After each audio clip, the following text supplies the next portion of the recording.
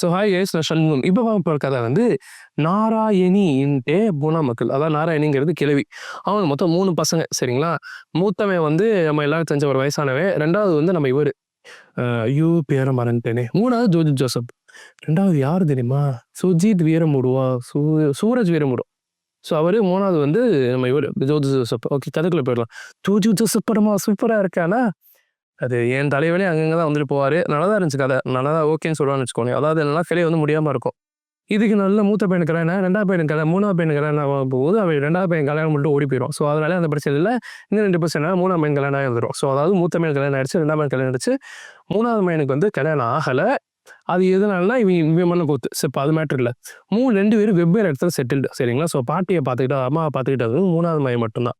அங்கே இருக்க அம்மாவோட கல்யாண இடத்துக்கிட்டே சுற்றி இருக்க சொத்து பத்தை பார்த்துட்டு நிம்மதியாக இருப்பான். ஸோ இப்படி இருக்கப்ப என்ன ஆகுனா, அம்மாவுக்கு முடியலை, எல்லாரும் வாங்க பார்த்துட்டு போகிறோம் வாங்கன்னு சொல்லிட்டு அம்மாவே கூப்பிட்ற மாதிரி நம்ம 3வது பையன் ஃபோன் பண்ணி வைப்பான். ஸோ அதனால அவங்க 2 பேரும் வந்துடுவாங்க ஊர்லேருந்து.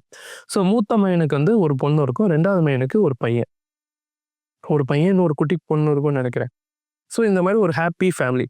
எல்லாரும் வந்து அம்மா எப்போ நல்லா இருக்காங்க, அம்மா நல்லா இருக்காங்கன்னா அந்த அம்மாவுக்கு ஒன்றுமே இருக்காது. அம்மா படித்தபடியே இருக்கும். இப்போ நடைப்பணமாக கிடக்கும் பணம் முழுக்க. ஸோ இவங்களால இந்த சொத்து பிரச்சனை வரும், சின்ன சின்னமாக பிரச்சனை. ஸோ இவங்களுக்குள்ள என்ன கான்வர்சேஷன் போச்சு, என்ன எப்படி போச்சுங்கிறத கதை முழுக்க போகும். ஒரு குடும்பத்து கதை அப்படியே காமிச்சிருக்காங்கன்னா நல்லாயிருக்கும், யதார்த்தமாக இருக்கும், நல்லாயிருக்கும், சூப்பராக இருக்கும். எனக்கு என்ன ஆடாக இருந்துச்சுன்னா, தங்கச்சி பொண்ணு வந்து அத்தை பையனோட மாமா பையன் அப்படிங்கிற மாதிரி முறையோட இதாக பண்ணால் ஓகே.